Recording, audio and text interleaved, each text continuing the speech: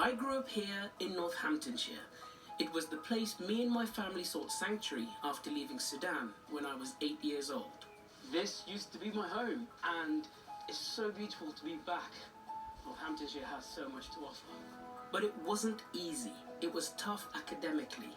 I struggled to read and write, and it wasn't until I came here to Wellingborough School that the reason came to light. I knew I wasn't dumb. I was severely dyslexic, and I needed to be taught differently. And it's all thanks to this school that got me assessed. My old housemaster, Mike Askham, helped me with my studies and my confidence. When you heard that I was dyslexic, what did you think?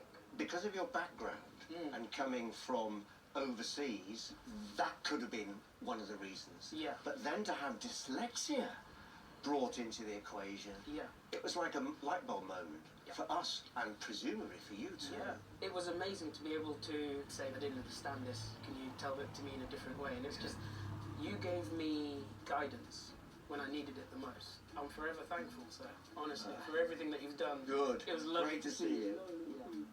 It's been 15 years since I was last here, and it's great to see some familiar faces. Mrs. Patterson! Today, I'm back to give a talk to a photography class about my dyslexia and how it helps me with my camera work. What were your initial thoughts when you first found out you had dyslexia? So there was a wonderful teacher called Mrs. Strange, and she quickly figured out that I knew my stuff. It's just from here, through my arm and down on paper, something went awry. And then she sent me off to go and get my dyslexia test, and it came back, I was dyslexic. And I started crying. And I was like, well, yeah, duh, everyone knows that. Like, all my friends know this. I could, like, how do you spell cat? But it was only once a diagnosis came through. And once it did, oh my God, was it a weight off my shoulders. It actually helps me with my photography. I have a photographic memory. I can identify birds by the way they fly, even if they're a silhouette. I actually feel that dyslexia now is my superpower.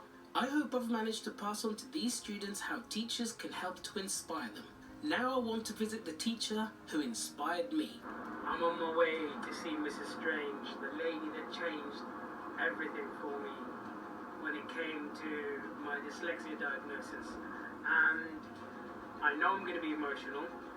I know I'm going to be thankful. But I hope I can just portray to her how much she meant to me. I've not seen Mrs. Strange in 15 years. Mrs. Strange. Oh no, please, that makes me so. Bev is now retired, but she's kept some old school yearbooks she wants me to see.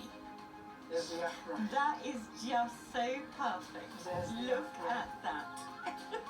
Little did I know then I'd be sitting here having written my first book. I am truly amazed. That is fantastic. When the diagnosis of my dyslexia came in, what did you feel?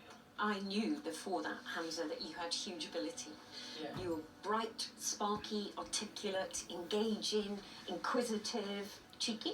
You know, there's a cheeky smile. Yeah. And so it was very obvious to me that there was a huge amount almost locked inside you. Who I am now is a result of me being dyslexic. So thank you for letting me see that.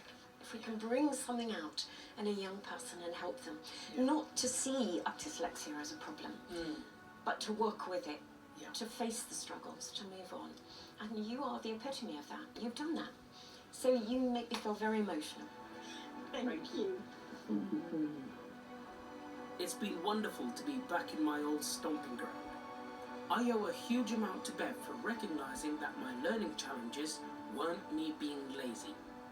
She believed in me, and I'll be grateful forever. See,